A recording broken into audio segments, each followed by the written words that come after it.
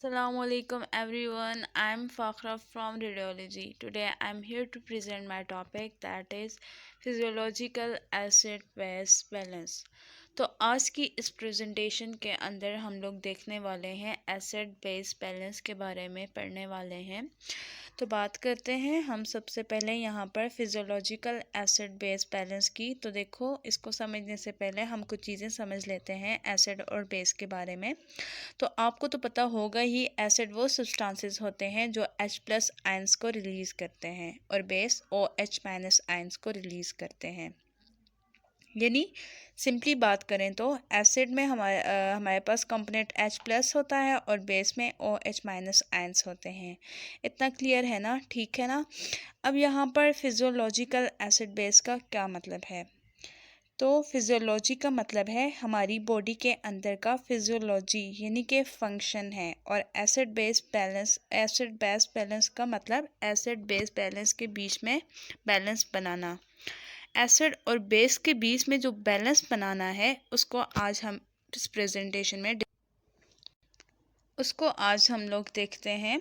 तो यहाँ पर देखो, आप लोग बहुत ही सिंपली समझो, हमारी जो बॉडी है उसमें जो भी फ्लूइड्स हैं उनका डेफिनेट पीएच होता है।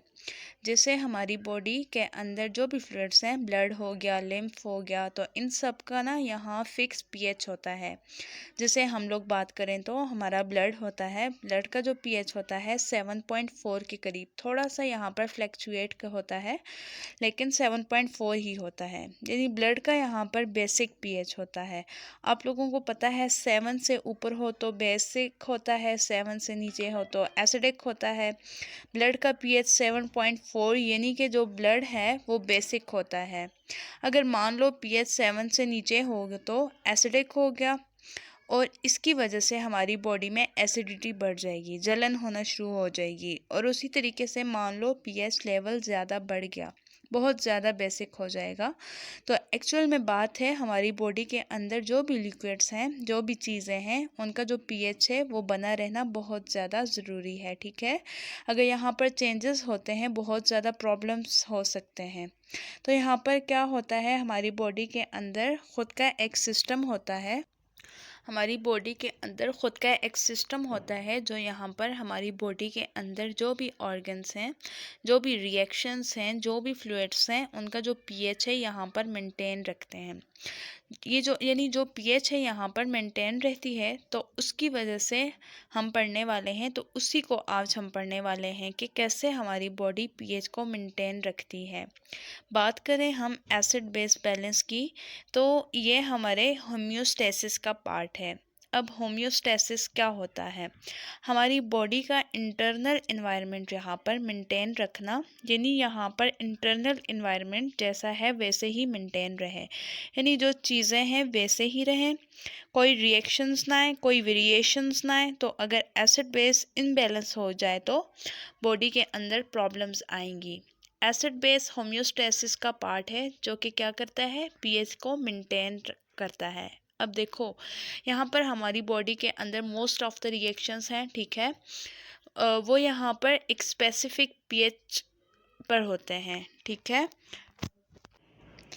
तो इस पीएच में कोई चेंज आ गया तो मेजर डिस्टरबेंस होती है। अब देखो, इस वाली एग्जांपल्स को आप लोग समझो। हमारे ब्लड का नॉर्मल पीएच 7.42 होता है और उसकी सर्वाइवल रेंज कितना होता है, 6.8 to 8।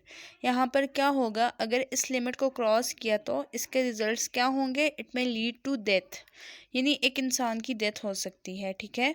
तो यहाँ पर ये बहुत ज़्यादा इम्पोर्टेंट हो जाता है कि जो हमारी बॉडी के अंदर पीएच है वो मेंटेन रहे, नॉर्मल रहे।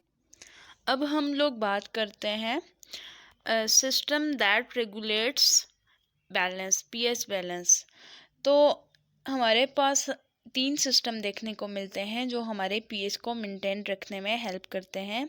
इसमें पहला होता है बफर सिस्टम, सेकंड वन होता है हमारे पास respiratory system, and the third one हमारे पास आ जाता है रीनल सिस्टम। तो अब यहाँ पर देखो, आगे बढ़ने से पहले एक बात हम लोग समझ लेते हैं। जैसे देखो, आप लोगों को पता है कि हमारी बॉडी का जो एसिड होता है, तो उसमें हमारा मेन कंपोनेंट क्या होता है, H+। यानी सिंपली बात करें तो अगर हमारी बॉडी के अंदर H+ बढ़ रहा है तो हमारी बॉडी में एसिडिटी बढ़ेगी, एसिड का अमाउंट यहाँ पर बढ़ने लगेगा। क्योंकि देखो, एसिड का मेन कंपोनेंट क्या होता है, H+। तो H+ अगर बढ़ेगा तो यानी एसिड बढ़ेगा, और अगर H+ बहुत ज़्यादा हमारी बॉडी में कम हो गया तो हमारी बॉडी में बेसिसिटी बढ़ेगी।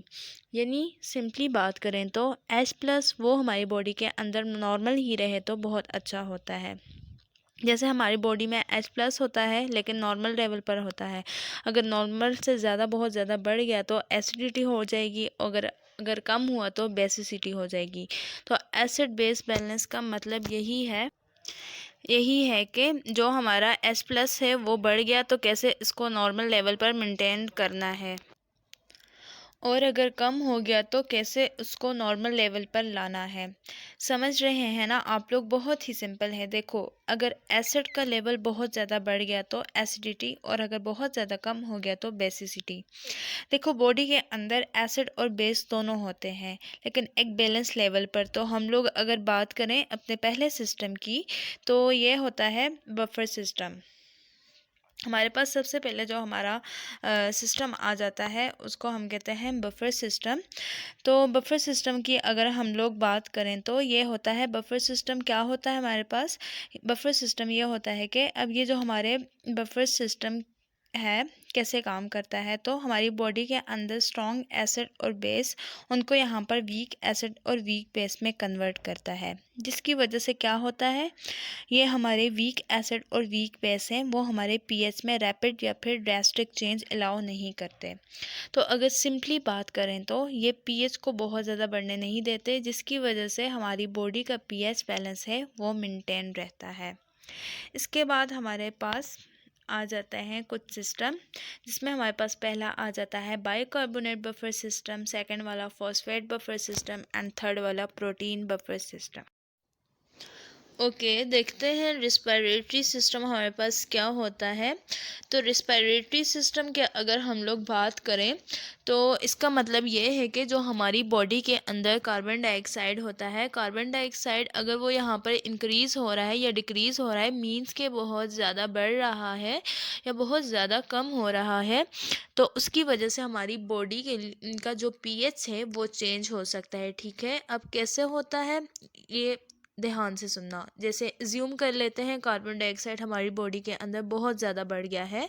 देखो, कार्बन डाइऑक्साइड आप लोगों को पता है कि जैसे ऑक्सीजन हम इनहेल करते हैं, कार्बन डाइऑक्साइड एक्सहेल करते हैं, तो वो रिस्पायरेटरी सिस्टम क्या होता है जिससे हम सांस लेते हैं। ऐसा सिस्टम जो हमें सांस लेने में हेल्प करता है। यहाँ पर क्या जो कार्बन डाइऑक्साइड है इसका लेवल बढ़ गया तो फिर होता क्या है, देखो जो हमारा कार्बन डाइऑक्साइड है हमारी बॉडी के अंदर वाटर होता है ना, आप लोगों को पता है हमारी बॉडी के अंदर 70% वाटर है, तो कार्बन डाइऑक्साइड प्लस वाटर के साथ कंबाइन हो जाता है तो किसके अंदर कन्वर्ट होता है, H2O CO3 के अंदर। ठीक है, फिर हमारे पास इसका सेकंड पॉइंट क्या आ जाता है, respiratory system works by increasing and decreasing the breathing rate in our body. Respiratory system क्या करता है, यहाँ पर ब्रीथिंग रेट को इंक्रीज या डिक्रीज करता है, हमारे बॉडी के पीएच लेवल को बैलेंस करता है। अब कैसे करता है इसको हम लोग यहाँ पर समझते हैं। सबसे पहले हमारे पास आता है केस 1। तो केस 1 की बात करते हैं। कार्बन डाइऑक्साइड इंक्रीज जब होता है हमारी बॉडी के अंदर, तो हमने देखा कार्बन डाइऑक्साइड अगर इंक्रीज हो रहा है तो अल्टीमेटली हमारे पास हाइड्रोजन आयंस इंक्रीज हो रहे हैं, मतलब H+ आयंस हमारे पास ज़्यादा हो रहे हैं, जिसके रिजल्ट्स में हमारे पास एसिडिटी बढ़ जाएगी। फिर रिस्पायरेटरी सिस्टम ब्रीथिंग रेट को इंक्रीज़ कर लिए, मतलब फिर रिस्पायरेटरी सिस्टम ने ब्रीथिंग रेट को बढ़ा लिया, तो फिर हम सांस जल्दी जल्दी लेने लग जाएंगे, जिसकी वजह से क्या होगा, हमारी बॉडी के अंदर से एक्सेस रिमूवल होगा किसका, कार्बन डाइऑक्साइड का, बहुत ज़्यादा अमाउंट में हमारी बॉडी से बाहर जाने लग जाएगा। उसकी वजह से क्या होगा, पीएच लेवल बैलेंस रहेगा हमारी बॉडी के अंदर। ठीक है। उसके बाद हमारे पास आता है केस टू। केस टू हम लोग देखते हैं इसमें क्या कहते हैं।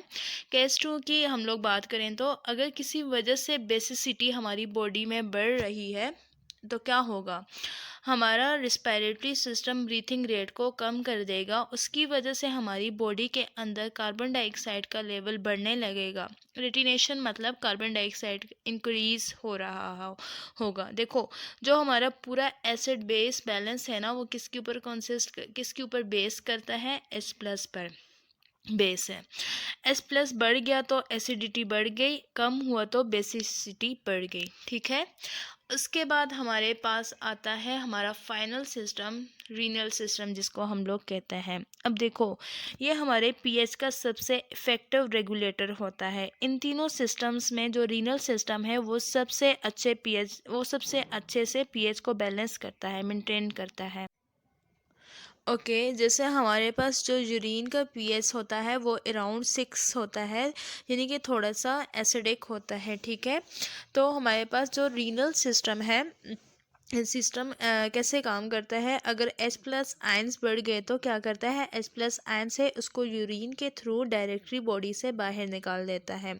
तो यहाँ पर क्या करेगा, जो हमारा रीनल यानी किडनी, रीनल्स यानी किडनी, रीनल जो यानी किडनी, तो अगर हमारी बॉडी में H प्लस बढ़ गया, जो हमारी किडनी है यूरिन का सिक्रीशन बढ़ा देगी, उसके बाद बाइकार्बोनेट आयन को रीएब्जॉर्ब कर देगी। ठीक है। तो ये था हमारे पास रीनल सिस्टम। एवरीवन, मेरा आज का टॉपिक यहीं तक था। आई होप क्या आप लोगों ने मेरी आज की इस प्रेजेंटेशन से कुछ ना कुछ सीखा होगा। आऊँगी मैं अपनी नेक्स्ट प्रेजेंटेशन के साथ, तब तक के लिए अल्लाह हाफ़िज़।